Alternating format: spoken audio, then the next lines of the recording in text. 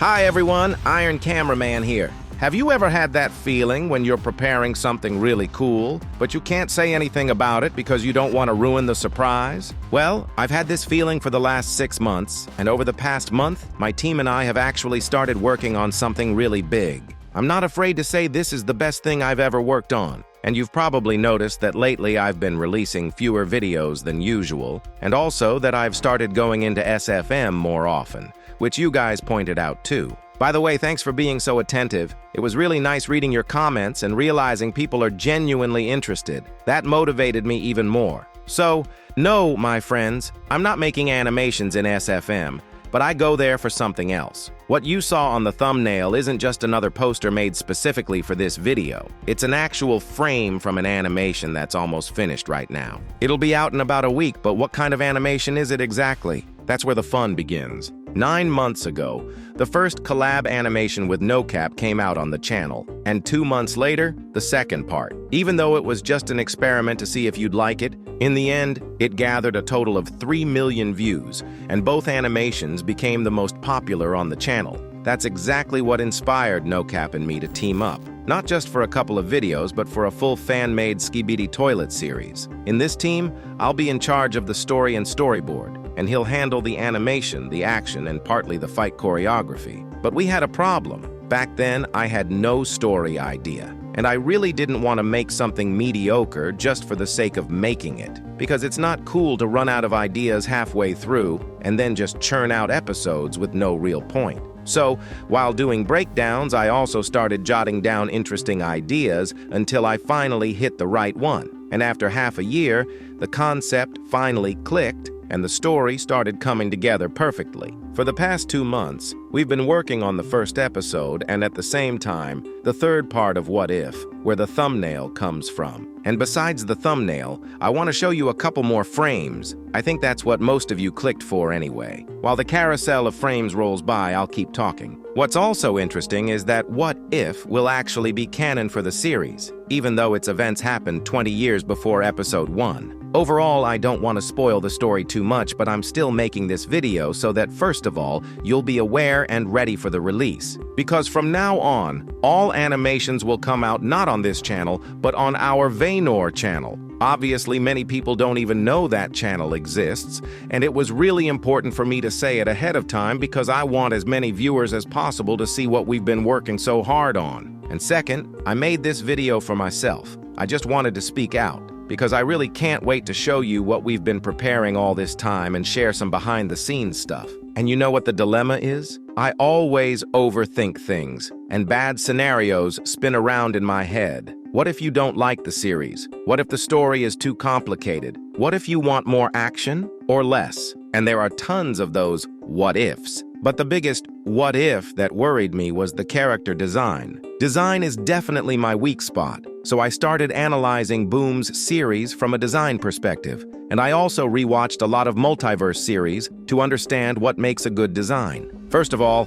I noticed that I like characters that aren't overloaded and whose design is functional. For me, liking a character comes down to 2 things: the actual appearance and the logic of using that appearance. For example, if your character looks one way but fights in a completely different way, that disconnect automatically makes you stop believing in the design choices. So if you're making a cool design, make sure it has Chekhov's guns, things that will later fire in the story. Let me explain. For example, the upgraded TV man Titan appeared in episode 67 with 2 extra TVs on his shoulders. And in episode 68, we already saw that they weren't just for looks. They had a really fun use in combat. Same with TV man Titan's first appearance. When he debuted in episode 41, he already had those spikes on his back. But by episode 45, Boom showed us that they weren't just for decoration. And there are tons of examples like that. All 3 Titans use their cores for attacks or energy projection. The speakermen use their speakers to attack with sound. The TV men can show other cameramen's transmissions and display different emotions with symbols. Executor used his back ring to power up, and so on. Basically, the more a character uses their design features, the more believable they feel. Otherwise, you end up with something like this. That's probably why Verlance's Titan designs are so controversial. Viewers split into 2 camps. Some want a more realistic design, others think it's perfect as is. But honestly, the truth is somewhere in the middle. I actually like some of Verlance's designs when they don't go overboard. And even with my logic, there are exceptions. Because while logical design is important, sometimes it's okay to sacrifice practicality for visuals if it looks cool. There are plenty of examples of that too. For instance, I like Camerawoman's design. She has film reels on her shoulders. Obviously, they're useless in battle, but they make her design better. Or the horns added in Watchmen of Doom's redesign, they emphasize that he became a villain, even though they don't help him in fights. In our series, we'll be following this exact logic, trying to find balance and not overdo it. That's for design. But what about the story, you ask? Here I really don't want to give away specifics because I don't want to ruin the suspense with spoilers. But not saying anything at all would be wrong, so I'll share the basics. First, I've already outlined the skeleton of the next 30 episodes, and I'm constantly refining every detail so everything connects, and we don't end up making up something crucial on the fly. Second, this series will be heaven for detail spotters. There will be tons of details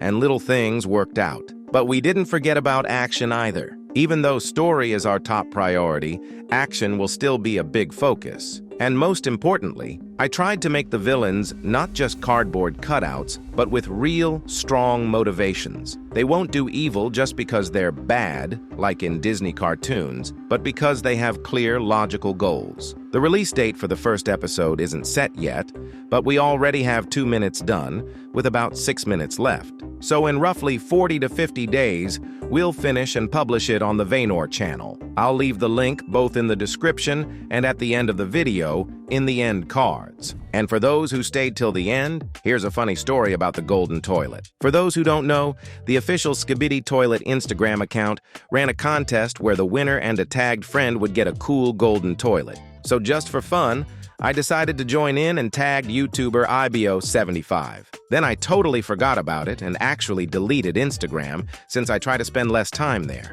The Reels feed is way too addictive. And just the other day, I reinstalled Instagram, opened my messages, and saw that Skibidi Toilet had congratulated me for winning the golden toilet. That was really unexpected since I didn't even plan on winning. But then I noticed something. The message said I had 24 hours to send my info, but I saw it only after 27 hours. And when I checked the stories, I realized they had already chosen the winners. As a YouTuber, I didn't really care about winning anyway. I'd rather the prize go to one of the fans. But the fact that I actually got that lucky seemed funny to me, so I wanted to share the story. And if the winners are watching this video, congratulations. By the way, we're waiting for some of you to share pics of that toilet in real life. I think everyone will be curious to see how it looks and how big it actually is. Well, that's it for now. I hope to see you at the premiere of the third part of What If, which will serve as the prologue for the series. See you soon.